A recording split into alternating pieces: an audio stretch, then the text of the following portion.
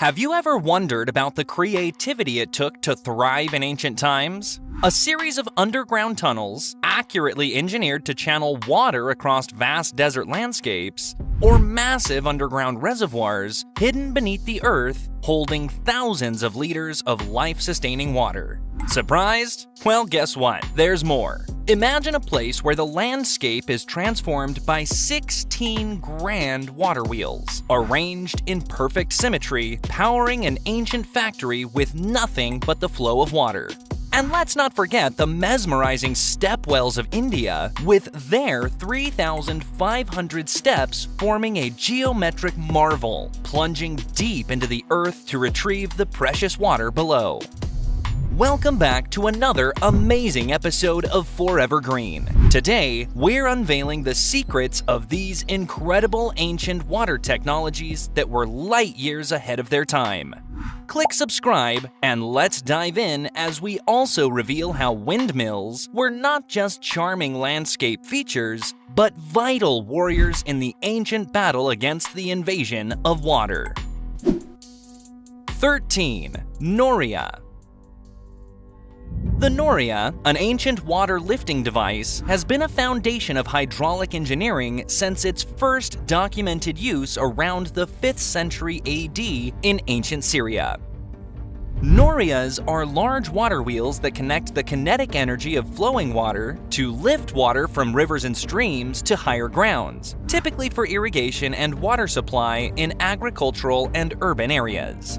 The basic structure of a noria consists of a large, vertical wheel fitted with buckets or compartments around its rim. The wheel is positioned partially submerged in a river or stream. As the current pushes against the paddles or blades at the bottom of the wheel, it rotates, scooping up water into the buckets. As the wheel turns, these buckets are lifted to the top, where the water is then emptied into an aqueduct or storage basin. Norias vary in size, with some over 20 meters high, like Hamas in Syria, lifting thousands of liters per minute, serving large-scale agriculture and populous cities effectively. 12. The Watermills of Barbegal. The watermills of Barbegal, located in southern France near the town of Arles, represent an ancient example of industrial-scale water-powered technology. Dating back to the 2nd century AD during Roman Gaul, this complex was one of the most significant and classy of its time, showcasing Roman engineering skills and their ability to connect natural resources for large-scale production. The Barbegal complex featured 16 water wheels arranged in 2 parallel rows of 8. These water wheels were powered by a main aqueduct, which was a branch from the main aqueduct that supplied the nearby town of Arles. The force of the water flowing down from the aqueduct turned the wheels, which in turn powered a complex system of gears and millstones. Each pair of water wheels drove a single millstone, grinding wheat and other grains to produce flour, which was a staple of the Roman diet. It's estimated that these mills could produce enough flour to feed the entire population of Arles, which at the time was a significant urban center. Archaeological findings reveal continuous mill operation, showcasing advanced maintenance, engineering, and infrastructure like water channels and flow control mechanisms. 11. Stepwells. The stepwells of India, known locally as Bauris or Vavs, are an ancient architectural innovation that dates back between 200 and 400 AD. These structures were much more than mere sources of water. They were integral central hubs, serving as gathering places for communities while beautifully showcasing the artistry and thoughtfulness of ancient Indian engineering. Stepwells are essentially deep, stair-lined wells that allow people to access water by descending multiple levels, sometimes as many as 100 steps or more, to the water table below. The deeper the well, the cooler the retreat, making these places popular for socializing and relaxation during the hot Indian summers. Stepwells, carefully planned for structural integrity and year-round water access, were typically constructed near natural water sources and designed to collect monsoon rainwater. This design ensured a dependable water supply during dry periods and managed drainage to prevent erosion.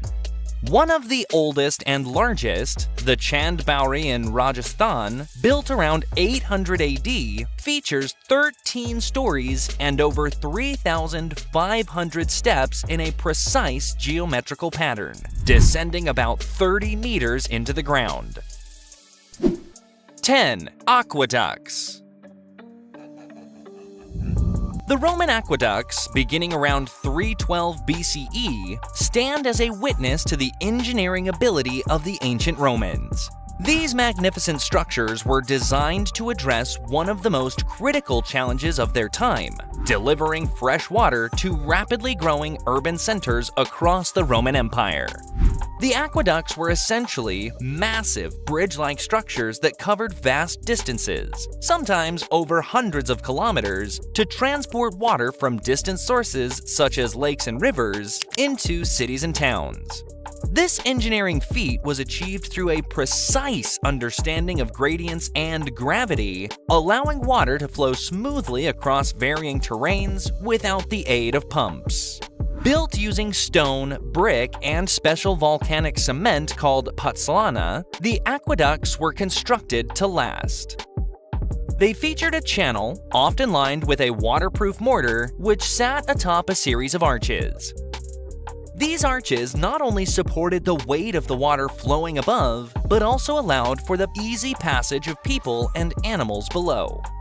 The first Roman aqueduct, Aqua Appia, was built in 312 BCE, followed by others like Aqua Claudia and Anios Novos under Emperor Claudius. Today, the Pont du Gard in southern France stands as a well-preserved iconic example. 9. The hydraulic system of Angkor Wat. The hydraulic system of Angkor Wat, a temple complex in Cambodia built in the 12th century under the reign of King Suryavarman II, represents a monumental achievement in water management and engineering by the Khmer civilization. Angkor Wat's hydraulic system is composed of a series of canals, dams, and reservoirs intricately designed to collect, store, and distribute water throughout the year. Central to this system were the barais, enormous water reservoirs that could hold millions of liters of water. These were essential for irrigation, particularly during the dry season, ensuring that the surrounding fields remained fertile and productive year-round. One of the most significant barais is the West Barai, which measures an impressive 8 kilometers by 2.2 kilometers. This massive reservoir represents the scale and ambition of Angkor Wat's hydraulic engineering.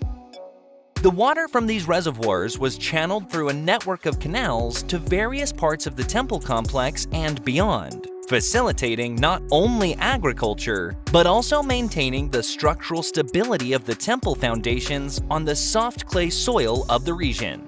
The sophistication of Angkor Wat's hydraulic system is a witness to the advanced understanding of hydrology possessed by the Khmer engineers. 8. The Kharez system in China. The Kharez system in China, much like its counterpart, the Qanat in Persia, is an ancient and sophisticated method of water management used to provide a reliable water supply in desert areas. Originating thousands of years ago, this technology was particularly developed in the Xinjiang region to facilitate agriculture in one of the driest parts of China. A Kharez system comprises a series of gently sloping underground channels that connect a series of walls to an underground water source. These channels work by tapping into groundwater and allowing it to flow via gravity towards farmland, villages, and towns.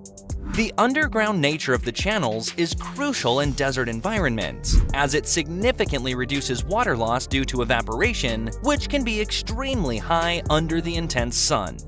The length of a Kharez can vary greatly, with some extending several kilometers. Constructing a carrez involves digging vertical shafts to access water tables, then horizontal tunnels to channel water to the surface. Regularly shaped shafts facilitate material removal and maintenance, and are capped to prevent debris entry and minimize evaporation. 7. The Albalafia Mill. The Albalafia Mill, a historic water mill located on the Guadalquivir River in Cordoba, Spain, is a prime example of the advanced water engineering practices in medieval Spain. The mill's origins date back to the Islamic period of Al-Andalus, with the existing structure largely developed during the Caliphate of Cordoba in the 10th century. It was during this era that the Albalafia Mill was constructed under the direction of Abd al-Rahman II of the Umayyad dynasty, originally designed to grind grain to feed the growing population. This mill was part of a larger system of mills that were strategically placed along the river to connect its flow for various industrial and agricultural purposes. The Albalafia Mill in particular was primarily used for grinding grain, which was a staple activity in supporting the local food supply. The Albalafia Mill features a distinctive wheel which has an iconic symbol of Cordoba. Unlike most traditional water mills that use vertical wheels, this mill employed a horizontal wheel.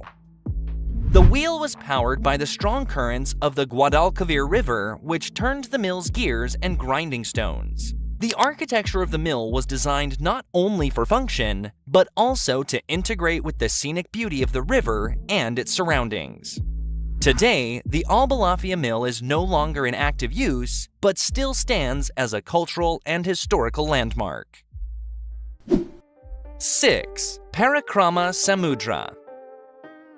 The Parikrama Samudra, often referred to as the Pimburatawa Tank, is a significant and historic reservoir located in Polonnaruwa, Sri Lanka. It stands as an evidence to the advanced ancient hydraulic civilization of Sri Lanka, renowned for its sophisticated water management systems. The reservoir was constructed under the reign of King Parakramabahu I during the 12th century, a period marked by a flourish in agricultural and hydraulic advancements. King Parakramabahu I, whose reign represented the golden age of Polonnaruwa, adopted the motto, "Not even a little water that comes from the rain must flow into the ocean without being made useful to man." True to his philosophy, he embarked on an ambitious project to enhance the irrigation and agricultural productivity of his kingdom. The Parikrama Samudra was the centerpiece of these efforts, designed to harness the waters of the Topawiwa, Aramuduwiwa, and the Dambutuluwiwa, along with other smaller tanks, effectively creating one of the largest irrigation systems of the time. The reservoir, spanning 2,500 hectares and holding 134 million cubic meters of water, comprises 3 interconnected structures. It features a 14-kilometer embankment standing 12 meters high. Fed by the Amban River and smaller streams through an elaborate channel network, this engineering marvel efficiently manages water flow, providing reliable irrigation and mitigating flood and drought impacts. This reflects a sophisticated grasp of hydraulic engineering, emphasizing the strategic control and utilization of water resources. 5. Qanat. Around 800 BCE, in the heart of ancient Persia, a groundbreaking technology emerged out of necessity. This technology was the qanat, an ingenious system designed to bring water from underground aquifers in the mountains to the arid plains where water was scarce. The qanat works through a series of underground tunnels that tap into natural water sources, like aquifers, located deep within the mountains. These tunnels were carefully engineered to have a slight slope, allowing water to flow naturally due to gravity across great distances, sometimes up to 70 kilometers. The system starts with a mother well that is deep enough to reach the water table. From this well, a main channel stretches horizontally across the land, surfacing near communities to provide fresh and cool water. The tunnels, about large enough for a person to crawl through, were lined with resistant materials to prevent collapse and ensure a continuous flow of water. Vertical shafts were dug at intervals along the tunnel to provide air and light, making maintenance possible. The qanat first appeared in Iran, a testament to the resourcefulness of ancient Persian engineers who understood their environment and found sustainable ways to thrive within it. Even today, some qanats are still in use, continuously supplying water for more than 1,000 years. 4. The Basilica Cistern. The Basilica Cistern, located in Istanbul, Turkey, is a stunning example of Byzantine engineering and architectural ability. Constructed in the 6th century AD during the reign of Emperor Justinian I, this reservoir is one of several massive underground water reservoirs built to meet the water needs of the ancient city of Constantinople. Covering an area of approximately 9,800 square meters, this reservoir is capable of holding up to 80,000 cubic meters of water. The roof is supported by 336 marble columns, each standing 9 meters tall, arranged in 12 rows of 28 columns. These columns, repurposed from older structures, showcase a variety of Corinthian and Ionic capitals, adding an eclectic and historic flavor to the architecture. The cistern was designed to be filled with water transported from the Belgrade Forest, 19 kilometers away, through aqueducts also commissioned by Justinian. The cistern's interior is coated with a thick layer of waterproof hydraulic mortar, ensuring the vast volume of water stored within does not leak into the surrounding soil and structures. The Basilica Cistern features 2 Medusa head sculptures as column bases in its northwest corner, positioned sideways and upside down, sparking curiosity and legends about their origins and purposes. 3. Puquios. The Puquios are a complex system of underground aqueducts that date back to around 500 AD, crafted by the Nazca culture in Peru. This sophisticated network was engineered to access and distribute groundwater across the arid and harsh landscapes of the Nazca Desert, providing a sustainable water source that has lasted through the centuries. Puquios work through a series of carefully constructed underground channels and wells that tap into the underground water sources. These channels guide the water from aquifers to the surface, primarily for irrigation purposes. What makes the Puquios especially remarkable is their design, which incorporates natural filtration systems and air shafts to keep the water fresh and flowing. The entire system spans several kilometers, with the length and complexity of the network tailored to the topography and the hydrological conditions of the region. The construction of the Puquios was a monumental task, requiring detailed knowledge of geology and hydroengineering that was well ahead of its time. The Nazca people, creators of the Puquios, exhibited advanced hydraulic engineering and environmental management skills, relying on collective effort and cooperation to thrive in a harsh environment. 2. Dutch windmills, 14th century AD. The iconic Dutch windmills, symbols of creativity and flexibility, paint a charming picture of the Netherlands.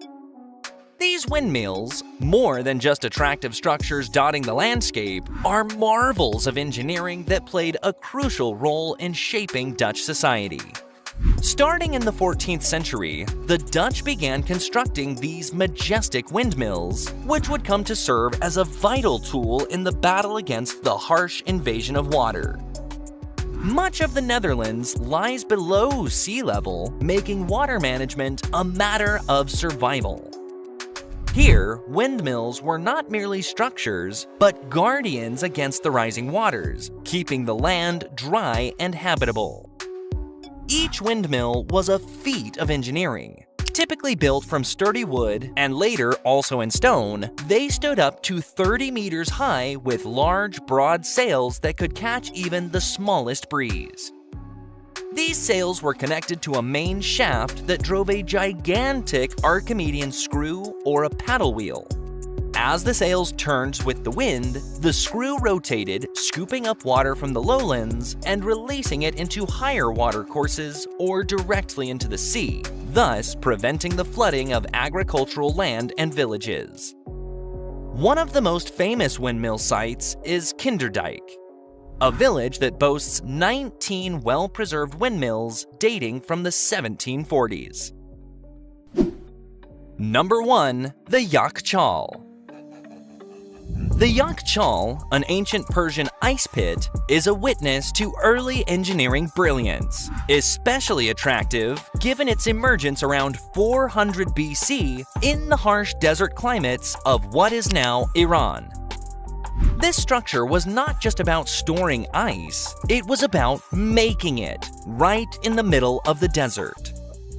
The temperature inside a Yakchal could be substantially cooler than the outside environment, particularly impressive considering the desert temperatures could exceed 40 degrees Celsius or 104 degrees Fahrenheit during the day. Inside the Yakchal, the temperature would remain near or below freezing due to its thick insulated walls and the evaporation cooling process. This allowed ice and stored perishables to remain frozen or cool even through the hot months. Imagine a large dome-shaped building that stands about 18 to 30 feet high, constructed with thick walls made from a special mixture known as sarouge. This mixture included sand, clay, egg whites, lime, goat hair, and ash, ingredients chosen for their insulating properties to keep the inside cool even when the outside temperatures soared. Water from nearby aqueducts was directed into shallow pools where it froze during cooler nights. The ice was then collected and stored in the Yakchal's deep underground space, insulated by its high dome and thick walls, keeping it cool even in the summer. Well, that's gonna be it for today. If you enjoyed this, make sure to like